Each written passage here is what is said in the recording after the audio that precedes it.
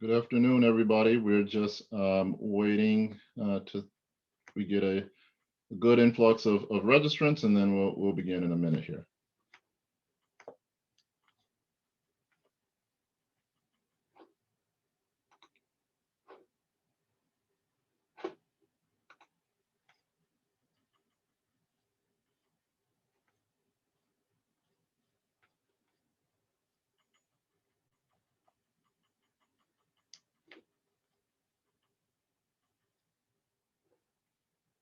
Give it 30 more seconds, and folks will probably continue to trickle in.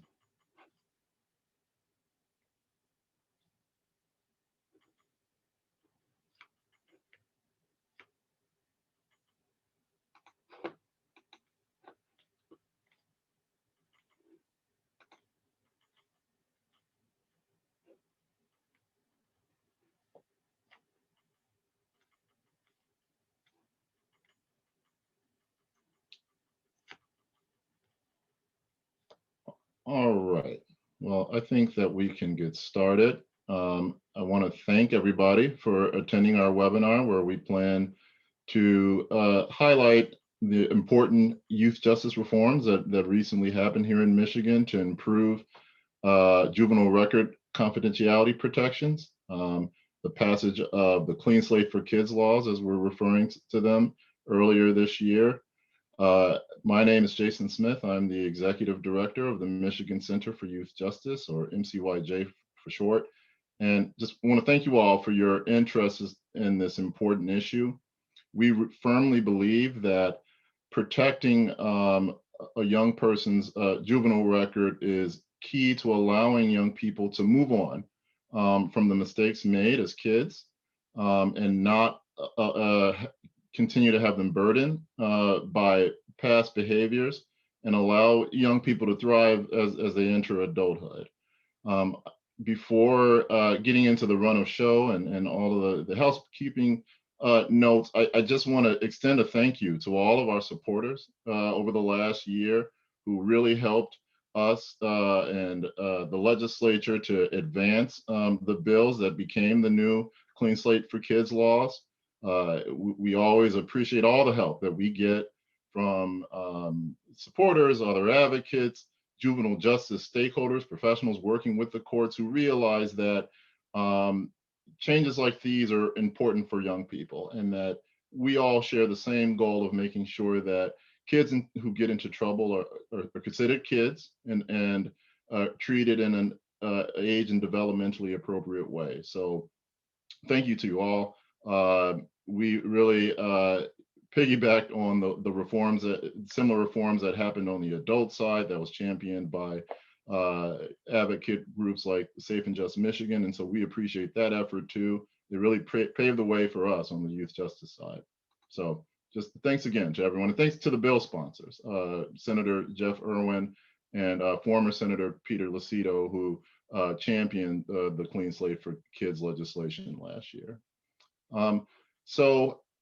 Our run of show will be, first up, we'll have Gabrielle French, who is MCYJ's policy associate, who will give a overview of the Clean Slate legislation, what the previous laws did, and how the legislative changes will impact juvenile record confidentiality protections.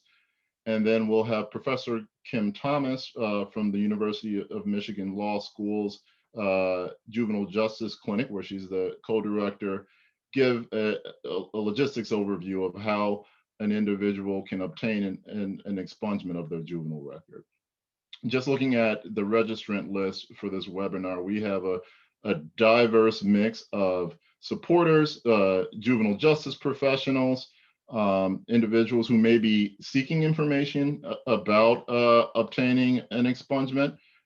So I hope that this information is helpful to you.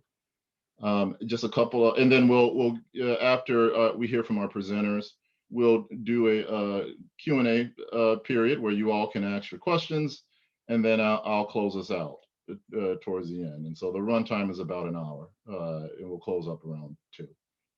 A couple of housekeeping notes. This webinar video will be recorded. We plan to send out the link so anyone who did not register or registered but couldn't attend will have an opportunity to view the webinar event. And then also our chat function is open. You can use that to provide any kind of comments or statements that during the presentation. That's also where we will share links or resources. And then the Q&A box is where you will put your questions that I'll share with the presenters once we get to the question and answer portion. All right. So first up, we have Gabrielle French, who will give the legislative overview. All right, thank you so much. I'm going to go ahead and share my screen so that you can see what I'm seeing. All right, are you able to see the presentation? All right, thank you.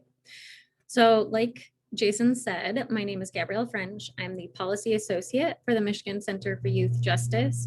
And I'm just going to talk a little bit about what the previous legislation looked like and what it'll look like now that these new bills are enacted. So to start off, I want to talk a little bit about what a set-aside actually is. There are a couple of different terms that people use to talk about set-asides. They could say the record is sealed. They could say the record is expunged. These are all typically used interchangeably, though they can mean different things. So for the purposes of these bills, a set-aside means a record that has been sealed from public view. So people like law enforcement or court administrators, court officials will still have access to that record should the kid get in trouble again. But people like housing, like landlords, schools, and employers will not have access to see that record. So again, these records aren't permanently deleted, they aren't destroyed, but it does allow a youth to truthfully say that they have never been adjudicated and offers them a better chance at finding employment and housing and schooling, including college and vocational schools. So previously, set-aside legislation was very costly and it was a lengthy process that was pretty confusing.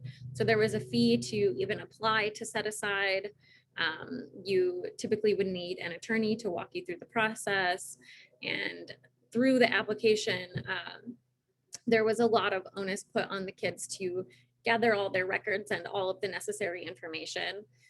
It also was not automatic. So there was an application process after a set amount of years. The way that it was previously written was not in line with the juvenile courts. So it was an application available 1 year following detention. And for youth court, it's a little bit different because kids aren't necessarily detained like adults are jailed. So it wasn't written in line with the way that the juvenile court operates. And it also was restricted to certain offenses. So traffic offenses were not allowed to be set aside. And with the new legislation, we've sort of worked on changing some of those things, which I will touch on in the next slide. So the new legislation branches off into two different paths. There's the application path or the automatic path. For the application, the new legislation removed the fees. So there are no more fees for fingerprinting. And it clarified the way in which an application can be filed and aligned it with the juvenile court language and processes. So it's the ability to apply is 1 year following the termination of court supervision instead of detention. So that means that a kid can be released from court supervision when they're 17 and they can apply when they're 18, as opposed to when they're released from detention. We also were able to work with the legislature to provide a cap for the amount of time that prosecuting attorneys or attorney generals will have to contest the application. So previously it was sort of indefinite. There wasn't a cap, just kind of floating out there.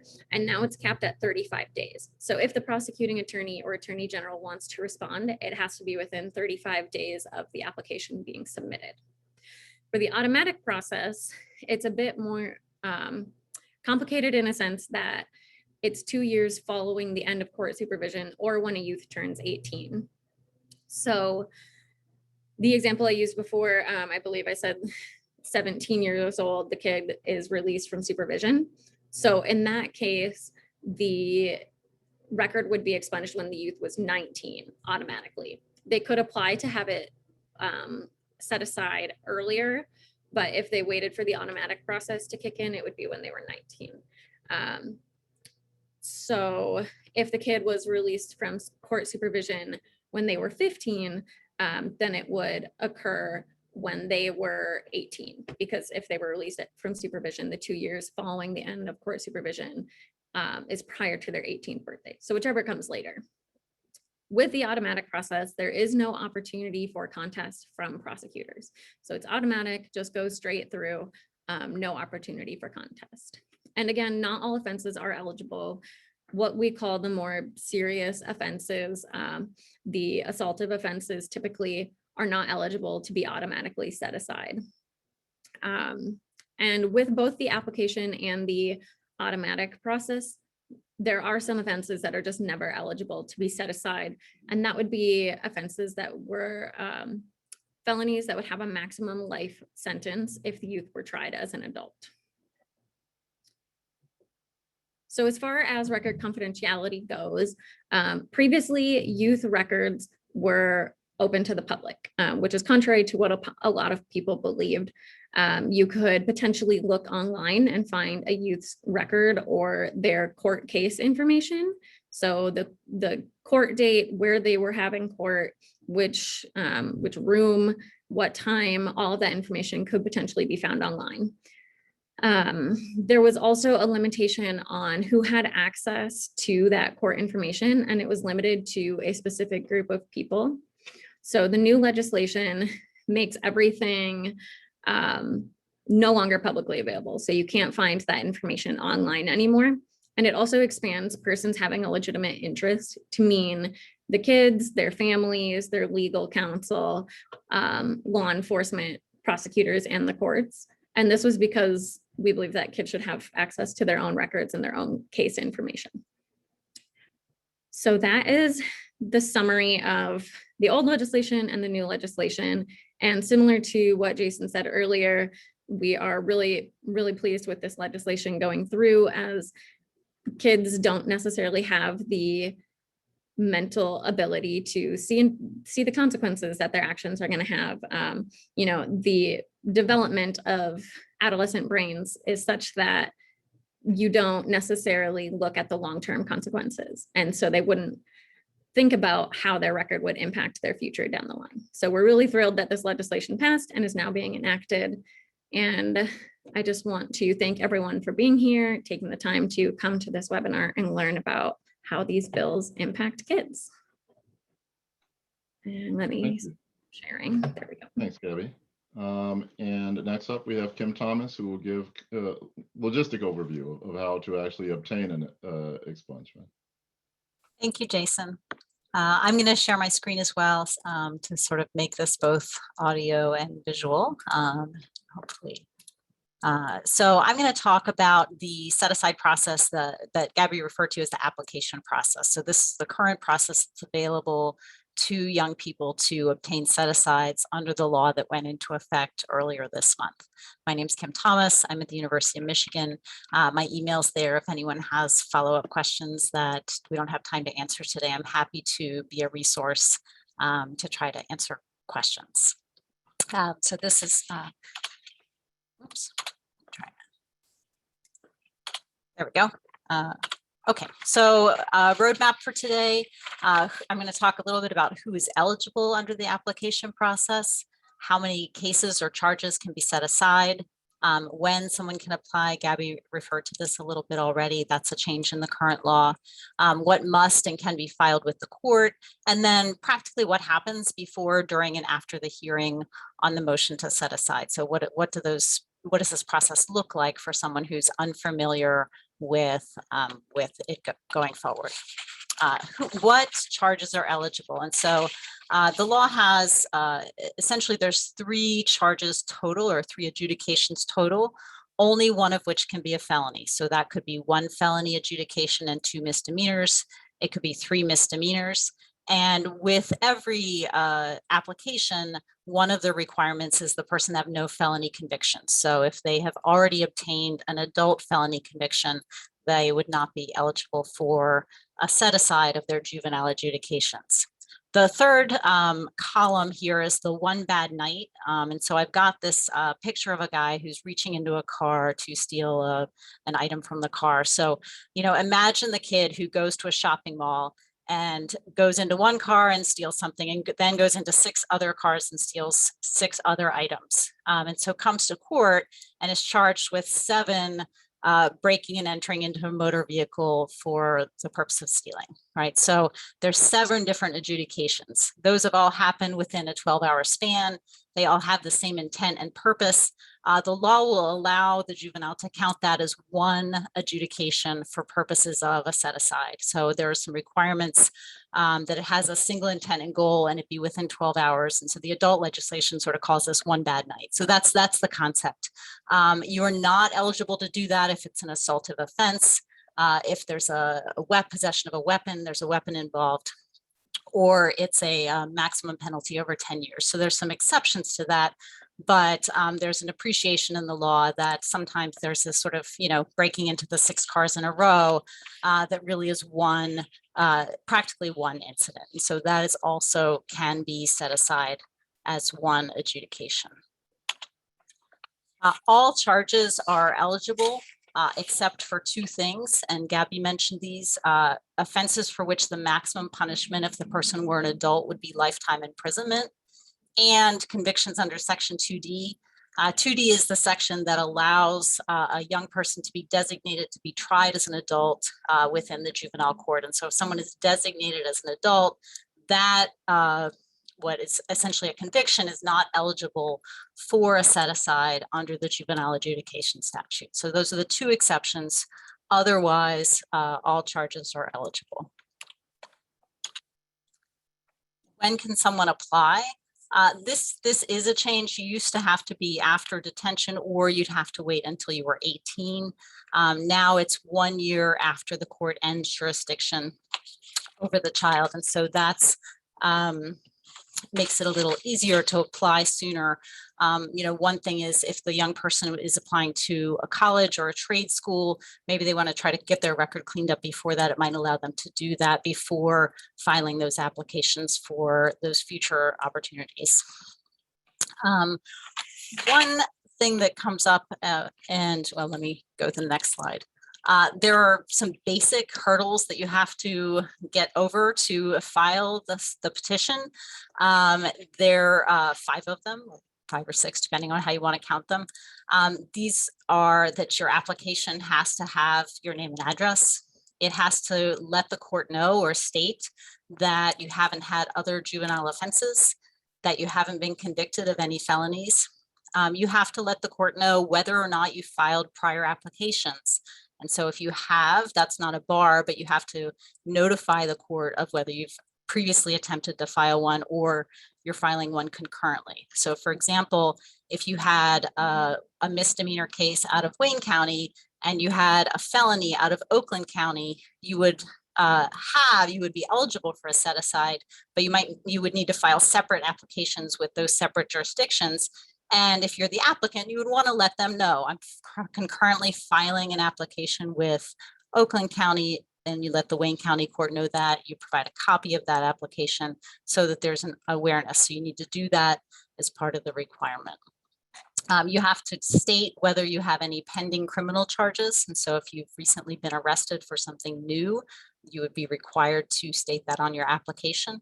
And you have to agree to use the record non-publicly. So there's a series of parties who can have access to records that have been set aside, and you have to consent to allow those parties to use them.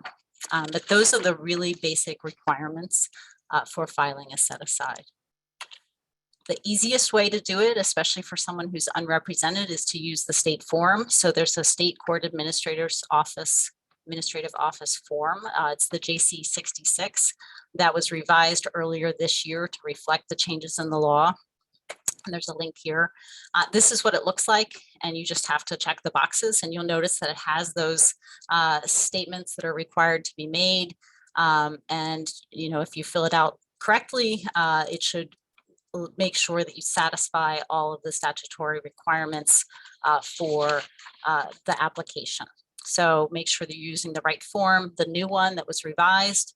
And other than that, that form will comply with the statute requirements. In addition to the form, what else do you have to file? There are two things. One is that you need a certified copy of your adjudication that's obtained from the court.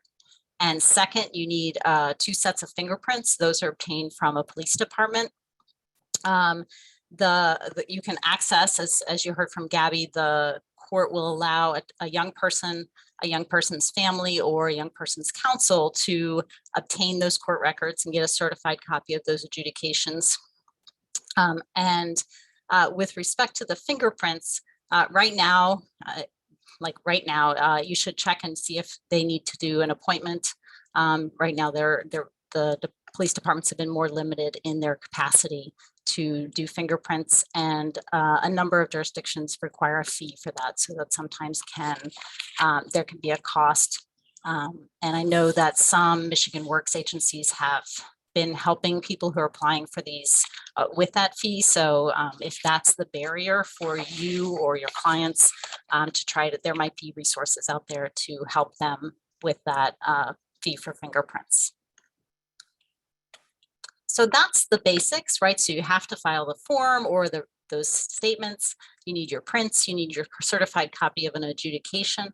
What else can be filed? So there's no limit on what can be filed, right? So the JC 66 covers those statutory requirements. You also want to think about, if you're the applicant, what would let the court know that after the adjudication, your facts and circumstances have changed, right? And so the statute asks the court, when examining these, to look at the circumstances and behavior of the applicant from their adjudication and to see how that's been. Is granting the set aside consistent with the public welfare? And so other documents can be submitted to the court to help the court understand what that changed, how the individual has changed or grown since this adjudication took place. So that might be a letter of support from someone in the community. It might be a proof of an accomplishment, high school diploma, or not the actual diploma, but a copy of that. It also might be documents showing the negative impact. So if someone's been rejected from employment based on their juvenile adjudication, that might help the fact finder understand, or might help the court understand, the impact of this adjudication on that person. Or it might be an application for a trade school. Well, it's asking about this juvenile adjudication. I really want to go to this trade school. Here's how that matters to me. So it gives the court insight into you as an individual, and also the impact of having those set asides. I've done quite a few of these, and there's a real range. Most people want to get them for an employment opportunity, or that they want to go to a school such as nursing school that checks juvenile adjudications.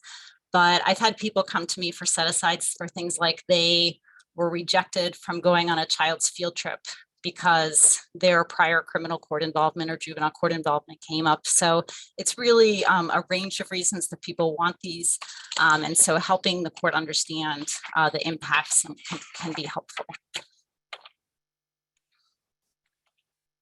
Here's what I think is the most complicated part of this, and where a lot of questions arise, is actually filing the motion, because there's a bunch of different pieces of this.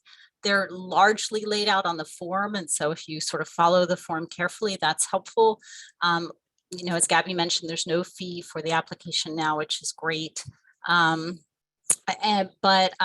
work with law students, and they get to this point and they're like, wow, this is really complicated. I have to do this and go there and do all these other things. So here's how this part works. If you work with a great clerk's office, you can get the certified copy of the adjudication from your court. The application needs to be notarized. Some clerk's offices offer that service, which is really helpful for applicants that are pro se. Some clerk's offices will set the date of the hearing then and there. and complete the notice of hearing for the pro se applicant. Sometimes that hearing date is set later in other jurisdictions.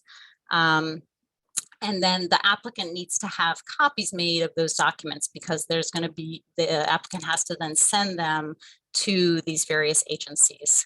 And then also there's a proof of service. And so, you know, hopefully someone sort of checking and making sure that they're filling out that proof of service and getting that filed if someone's doing it pro se, because that's not, most pro se litigants aren't thinking about proofs of service. So that's sort of a T to cross or an I to dot for them. The original goes to the court clerk. The state police gets a copy of the application, and then the fingerprints that were made, those 2 sets of complete prints, those go to the address listed here. The Attorney General's office gets a copy in every instance. That goes to the address there. The local prosecutor, the prosecute Pam has a directory on their website that allows you to look up the address of all the local prosecutors. And so I've linked that directory that Pam set up, and that's where those go. And then if you're the applicant, you would want to keep a copy for yourself.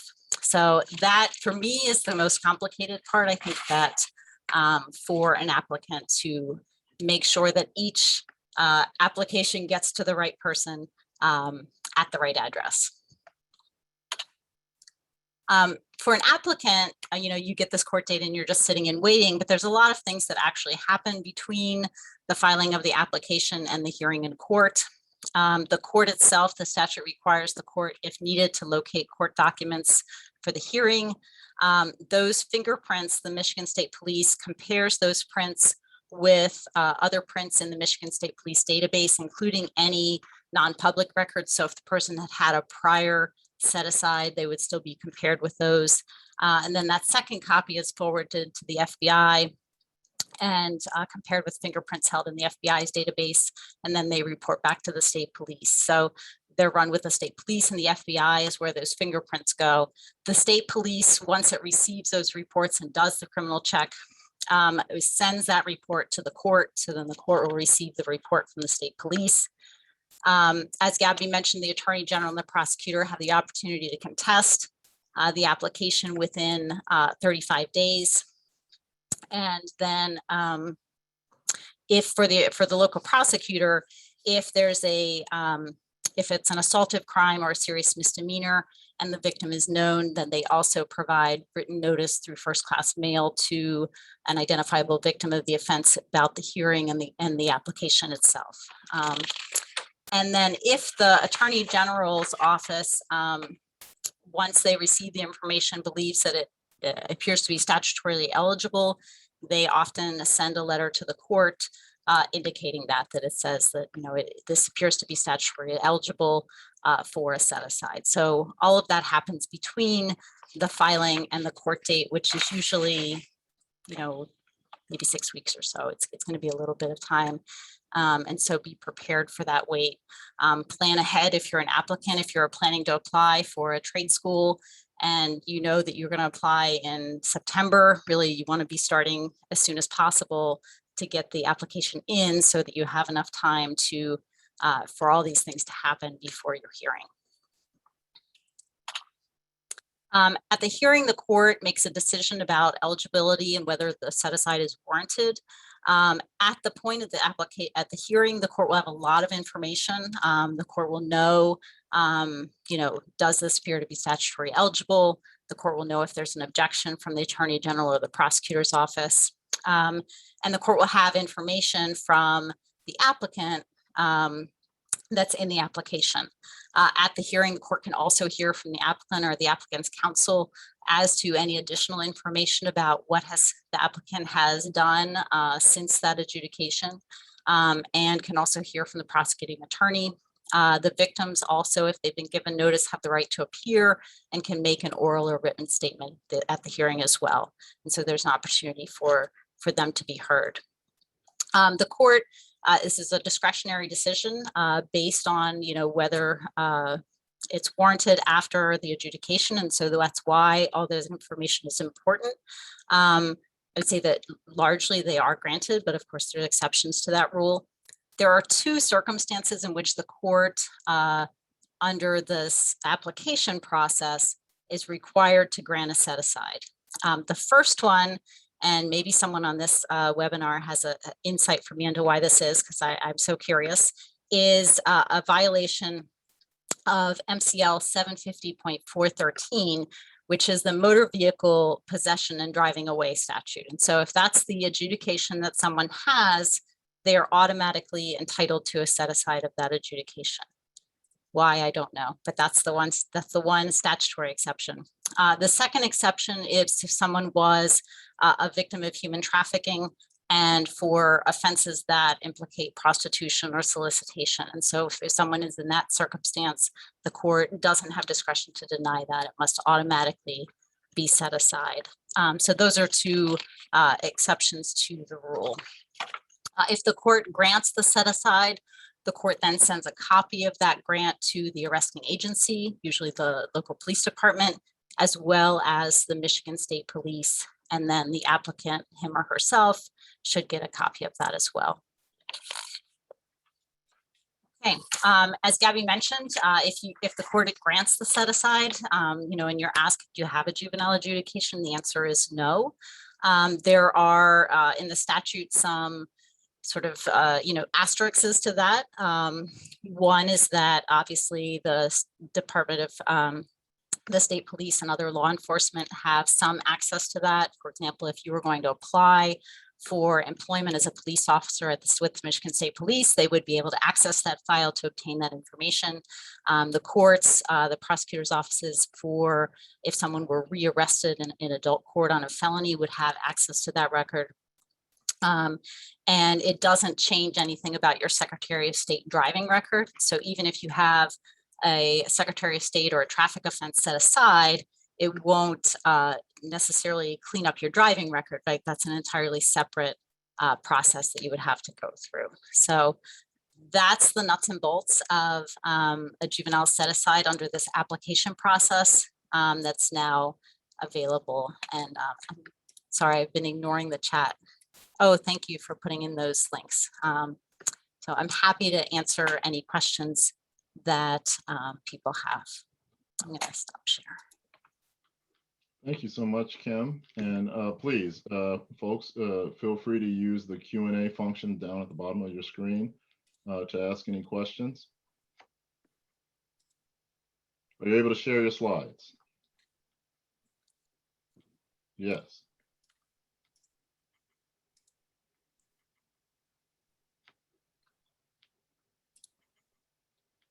Kim, I wanted to ask, when the set aside is granted, who notifies the individual? Is it the court or is it MSP after?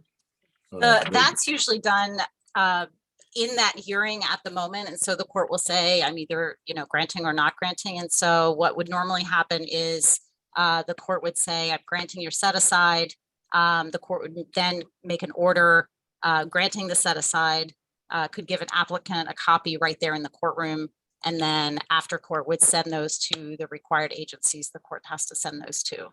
So there wouldn't normally be another notification process. It would normally done, the decision would be made right there. Sure. And for individuals who had their records automatically set aside, would it the same process basically? Yeah, that process is not completely set up yet, so I can't answer that question, how that's going to work in terms of the notification. So that process, as I understand it, is still in the works as to how that's technologically going to work. So I don't have an answer to that. Okay. One question is, what were the two exceptions you mentioned for the court's discretion around eligibility? The two exceptions are one for motor vehicle offense. The statute is 750.413. It's taking and driving away a motor vehicle. That's the first exception.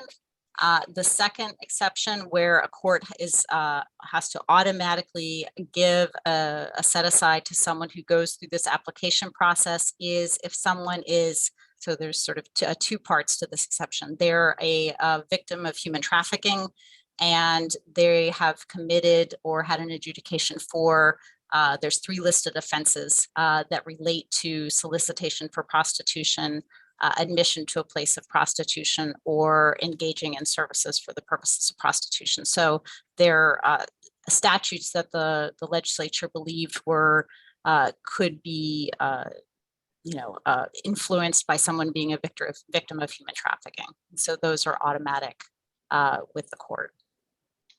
Okay, all questions are flying in now. All right, for automatic set-asides, is the youth notified and or who would be responsible for notifying the individual?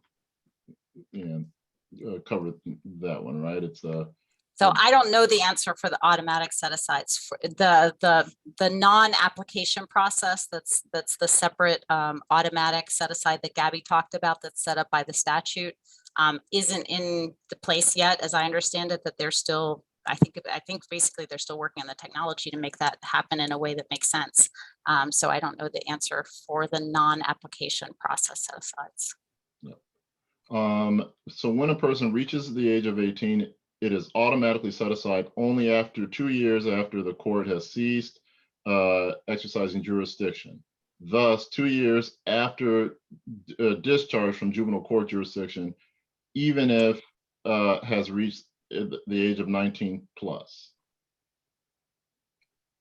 Is the question. So Gabby, I think this is a question on that automatic provision. Yeah, so if I'm understanding correctly, they're asking if the youth is discharged from court supervision after the age of 18, it's 2 years from that point. Am I understanding that question correctly?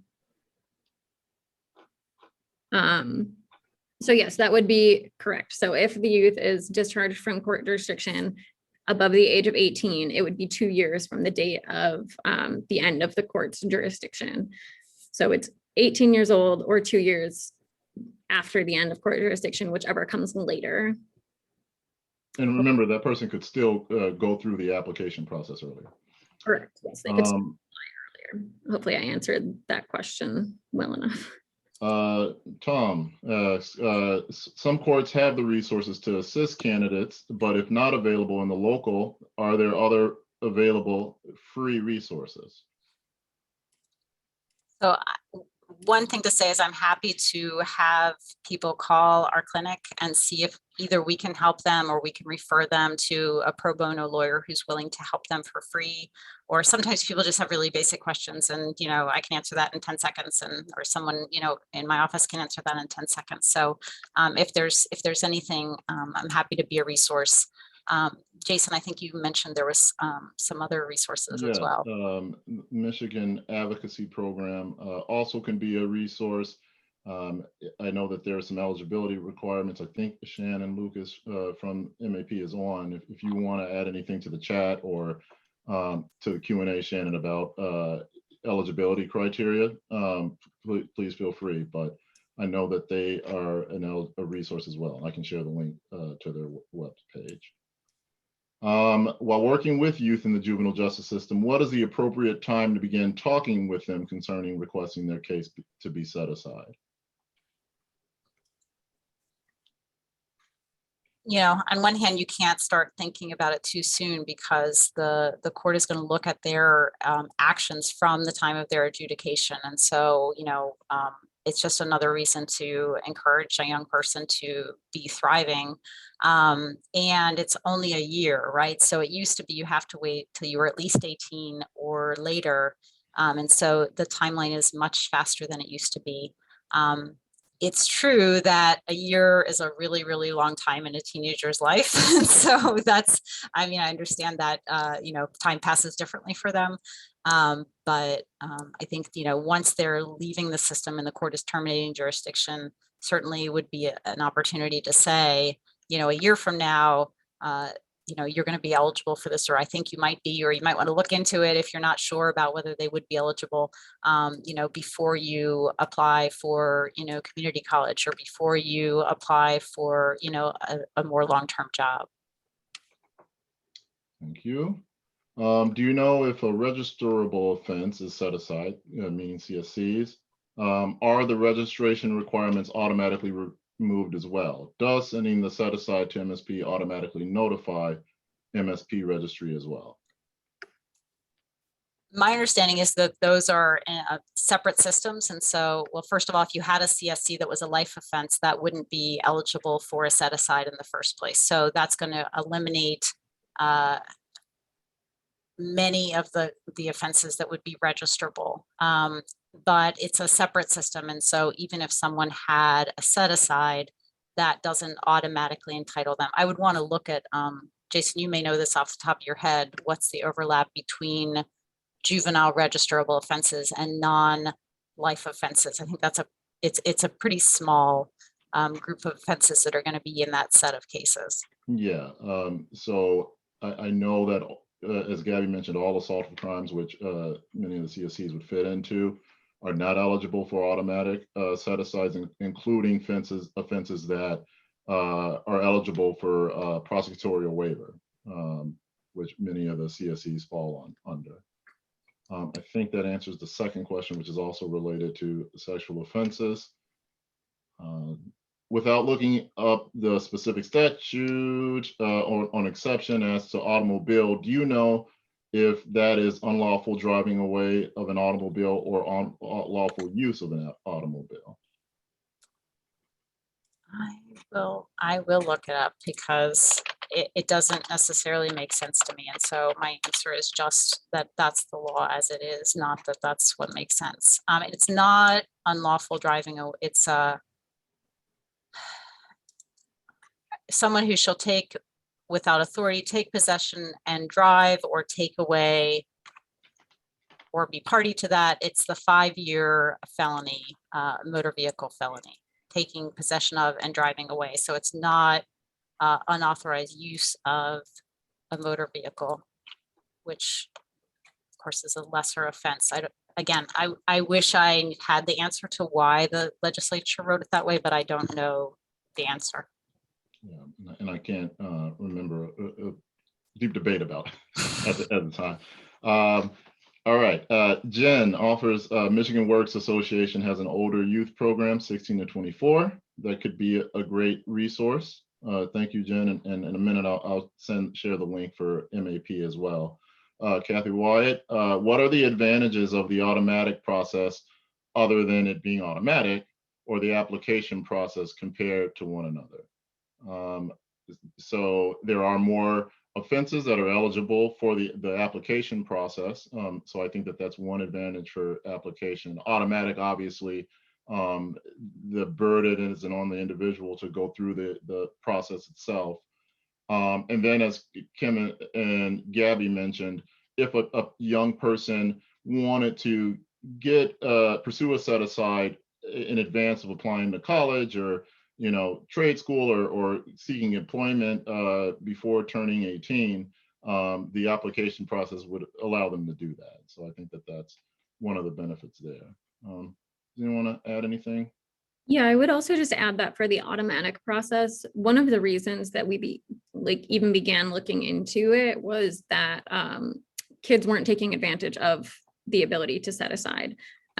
So it was either unknown or seemed unattainable. So the automatic process just sort of streamlines that and provides it to a lot of kids who otherwise would not have taken advantage of that opportunity. We all know that records are inputted into technology systems by humans, so sometimes mistakes are made. What should an individual do if they believe that they had a set aside and the record has not been set aside properly?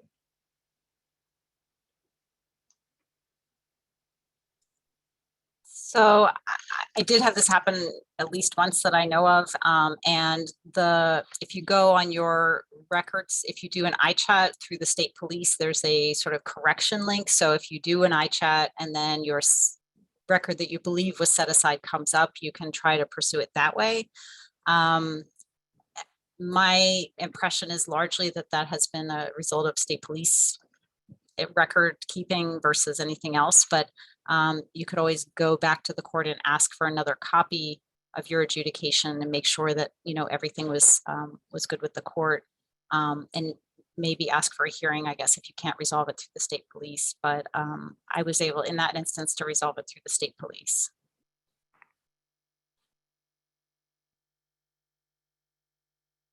Sorry, I was muted.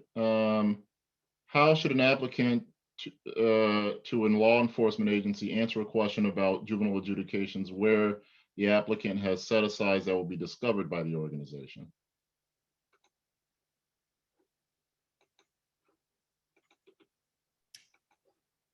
That's a good question. Kim, Yeah. do you, I mean, what I always tell people is honesty is your best policy, right? Like if you're applying for a job as a police officer and you have a juvenile adjudication, they're going to have access to those records. Tell them about it. Tell them what happened. Tell them that you applied for a set aside and why the court granted the set aside. You know, just I think putting your best self out there and letting the agency know what happened is much, much, much better than trying to run away from it and then having them think that you're hiding something.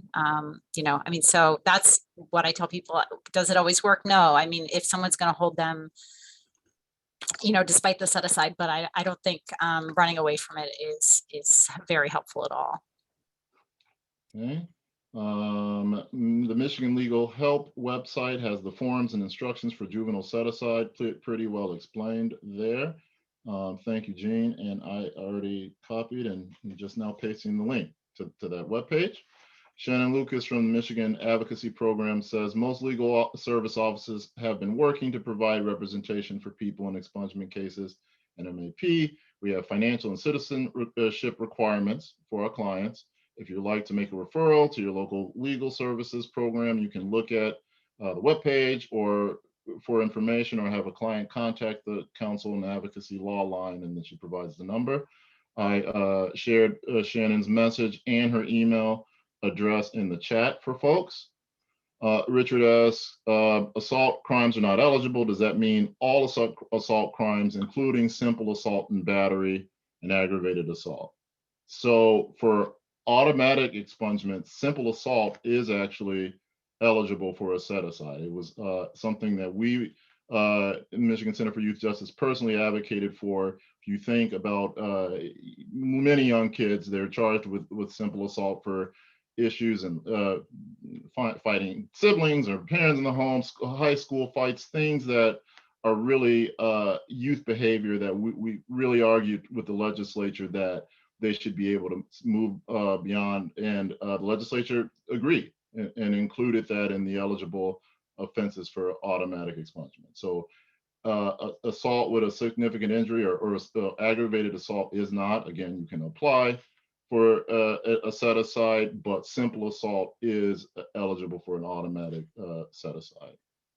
Jason, that's pretty consistent. The Code of Criminal Procedure doesn't include simple assault in its definition of assaultive crimes, you know, and so that's very consistent with how that's otherwise defined too. Yep, absolutely, and that was the argument we made to the legislature. In your experience, what, if any, are common reasons that set-asides are not granted when a child meets the requirements?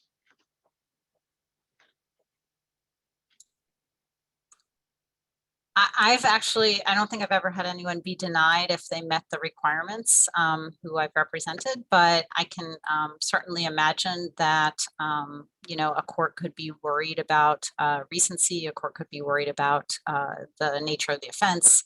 The court could be worried about the impact on the victim that's still lasting, you know, after an offense. And so an applicant should address those concerns up front in their application so that you know, those concerns are met. You know, you need to, you know, be realistic about what happened. Kim Thomas is 100%. She gets it done. All right. Any other questions? Give it a second. Well, seeing none. Would you consider collaborating with SCAO to make this presentation available to LGALs? Yes, I think we'd be open to it. We are also considering and talking to folks about potentially doing a youth expungement fair as well later on in the year. So this definitely won't be the only time that we have conversations or opportunities to do more around this subject.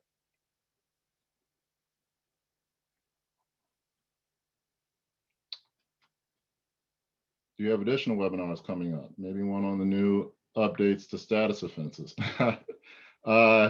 We have some plans for additional webinars in the fall. October is Youth Justice Awareness Month, and so we often always do educational events around that time. We are focusing on school justice this October, and so more information will come on that as time goes by. Yes, I think that for the new status offense law, we want to do a little bit of research to see what the impact is before we present on it, but it is something that we're interested in and plan on discussing in the future. So thanks for bringing that up. Next question, what happens to fingerprints for those that are automatically set aside? I'm assuming it's the same outcome for those who apply. Which, Kim, would you be able to answer what happens when a person applies? There's a separate motion that addresses fingerprints, so it wouldn't necessarily go in tandem, but an application for fingerprints could also be filed, but it wouldn't necessarily, I think that if they wouldn't necessarily go hand in hand. Yeah, and I believe that the law, and I can send the Public Act for folks to review. Give me 1 second. Says that MSP would still retain in the non-public record the fingerprints. Could the changes in the statute around persons having legitimate interest be re-explained? What are the benefits to that change? Gabby, would you be interested in taking that one? Yeah, sorry, I was trying to find my unmute button here. So my understanding was the change was so that kids could have access to their own records, because previously it was very limited to, I believe it was just a foster care board member. That was the only person who was able to see anything. So we expanded it so that kids could see their own records, their families, their legal counsel could see their records. And also, I believe it was expanded for the purposes of research, unless I'm mistaken there. No, that's correct. And also just to be clear that courts, law enforcement, prosecutors also continue to have access to the non-public record. If someone applies for a set aside, but has police contact, but it does not result in any charges, could that impact the ability for the set aside to be granted? Any thoughts on that, Kim? Yeah, I mean, it wouldn't make someone statutorily ineligible to apply. And you wouldn't need to disclose that on your application. The application requires you to disclose charges. So you could certainly apply, and you could certainly not mention your police contact on the application. I imagine there's a world where it's hard to imagine that if there was police contact that was serious enough, it would result in a charge. So, but I guess it's possible that, a prosecutor or a local law enforcement authority could raise that at the, as an objection. But it certainly wouldn't bar someone from applying or receiving as a statutory matter. Thank you. Kathy Wyatt asked to talk offline about working on juvenile expungements. You got it, Kathy. And the Sheriff's Department offers free fingerprinting for anyone getting expungements, and she's sure that they could also apply this to juvenile expungements. Great. All right. Any other questions? Thank you. So active in the Q&A function today. I've done webinars where it's been quiet. So, all right. Well, not seeing any. Want to thank everyone again for attending the webinar today. Please feel free to reach out to myself with any other questions. I'm happy to try to answer them or share them with the panelists to try to get an answer. We will send out a recording of this webinar, and then also keep you up to date in any kind of a future events we have. So thank you all. Have a great day.